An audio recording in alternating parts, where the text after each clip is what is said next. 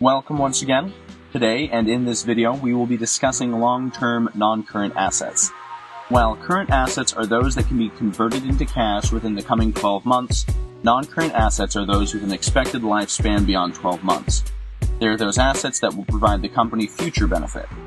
Most non-current assets were purchased, such as plant and equipment, but non-current assets also include strategic investments made in other companies, and also intangible assets such as goodwill and patents, for example. We will discuss all of this in detail during the video. Take your time to digest the concepts covered here. These concepts are worth your time investment as they will sharpen your investment skills. When a company purchases an asset, it is either expensed or capitalized. By expensed, we mean fully written off as an expense during that operating period. By capitalized, we mean it is expensed against profits over its expected lifespan. For example, let us say that we purchase a $100 piece of office equipment that the company expects to last 1 year. That entire $100 will be expensed and charged off against any operating profit this year. Thus, it will appear as an expense on the income statement, but will not appear on the company's balance sheet as a non-current asset.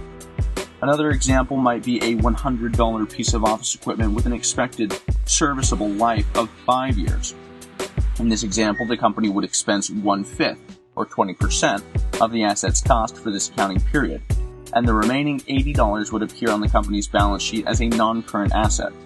Next year, another 20% would flow to the income statement and the balance sheet would show only $60, and so 4 or 5 consecutive years until the asset is fully expensed or written off.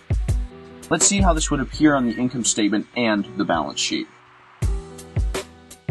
In the 1-year expected life column, the piece of office equipment will not appear on the balance because it was fully expensed and appears on the income statement as a $100 expense and thus reduces profits by a full $100.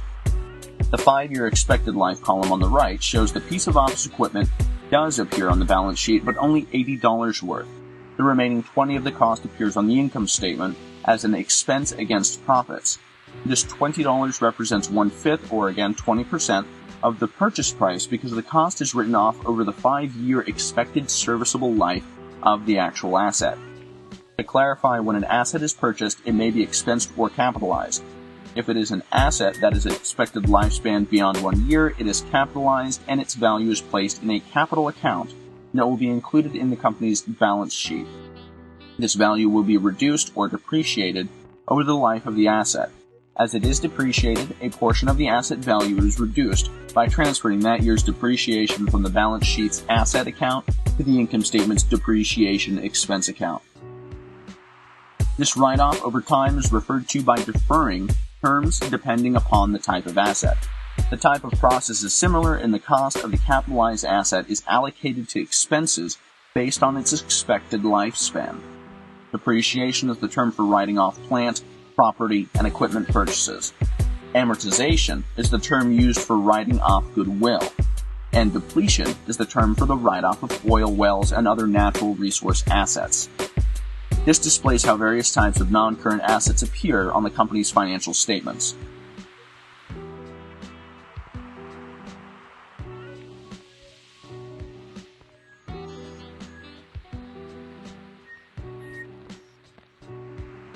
The typical non-current assets section of the balance sheet includes the following accounts. Depreciation assets. Do not let the concept of depreciation expense on the income statement confuse you. It simply shows how much of an earlier capital investment is written or is being written off or expensed during the account period. Accounting methodology instructs the company to account for the expense of the investment cost over the expected lifespan of the asset. In the earlier example, the piece of office equipment with a 5-year lifespan is actually expensed on the income statement 1/5 per year over that 5-year lifespan. The amount of that expense that hits the income statement is called depreciation expense.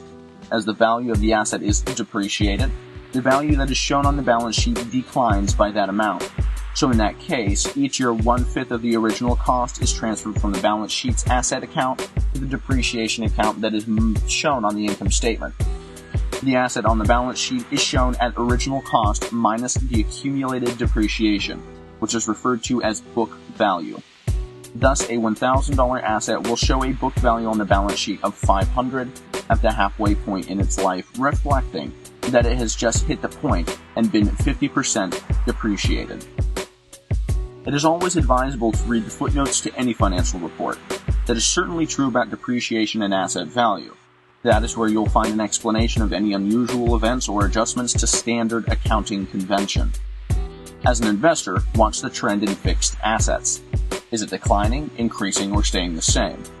So what does the trend in fixed assets tell you? If it is declining, the company may not be replacing its depreciating assets, which will temporarily increase profitability due to not having new assets to depreciate. Increasing fixed asset base can indicate the company is investing to support expansionary growth, a positive signal to investors. Investments. Investments such as stock that the company has purchased of another company is shown on the balance sheet as a component of non-current assets. These sort of corporate investments may be shown on the balance sheet in different ways. If the company controls more than 50% of another company, for example a subsidiary, that company's accounts are consolidated into the parent company's financial statements. If the company's control is less than 50%, the value of that investment may be shown at cost, market, or equity value. These are all acceptable methods and are largely at management's discretion. Each of the methods is discussed below. If the investment is shown using the cost accounting method, the investment is carried at its historical cost, holding gains and losses recognized only when the asset is sold. If the investment is shown using the market accounting method, the market value of the asset is updated each period. This creates holding periods, gains, and losses. If the investment is shown using the equity accounting method, the investment is carried at its historical cost, holding gains and losses, and they are recognized only when the asset is sold. When an investment pays cash dividends, those dividends will be shown on the holding company's income statement as income. Income that the investment company does not distribute may or may not be immediately recognized by the holding company. You should view a company's investment accounts with three things in mind. 1. Are investment gains and/or losses recurring, which might impact our view on the business's value since they're not operating assets? 2. Is the company using an accounting methodology that masks an economic gain or loss? And 3. Do the investments provide a non-obvious clue to the company's business strategy? Typically, long-term non-current investments represent investments for strategic alliances with other companies to achieve some sort of strategic capability or competitive advantage. They may provide a tip as to the company's plans for a new line of business or a new market initiative. It may provide insight into a business strategy to the company that is exiting for some strategic reason. Again, we encourage you to always look to the footnotes to provide further insight and understanding. Many successful investors feel the footnotes are the most insightful reading you will find in a company's financial statement and annual report. Goodwill. Goodwill is created on a company's balance sheet when it purchases assets belonging to another company at a price beyond their book value.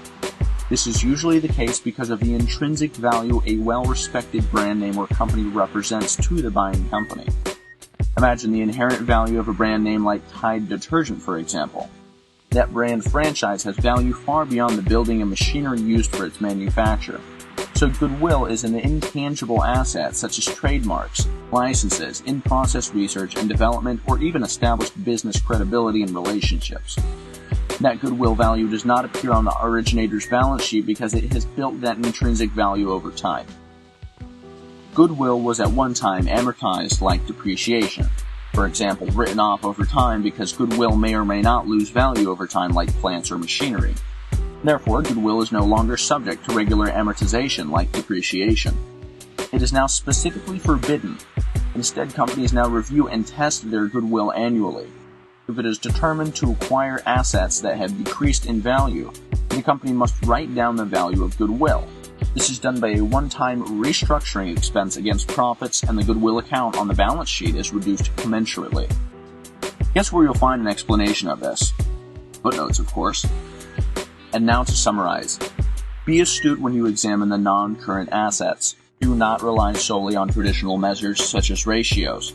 Understand what accounting methodology is being employed to determine depreciation, investments, and goodwill valuations, and how that methodology may be impacting book values and profitability, and therefore traditional ratios of financial statement analysis. We have covered some sophisticated principles in this video. Review it again, take notes, try applying what you've learned to analyze a stock your own, or consider buying. If you are still unclear, view the video again until you feel comfortable understanding and assessing the non-current asset portion of the balance sheet. We wish you the best of luck.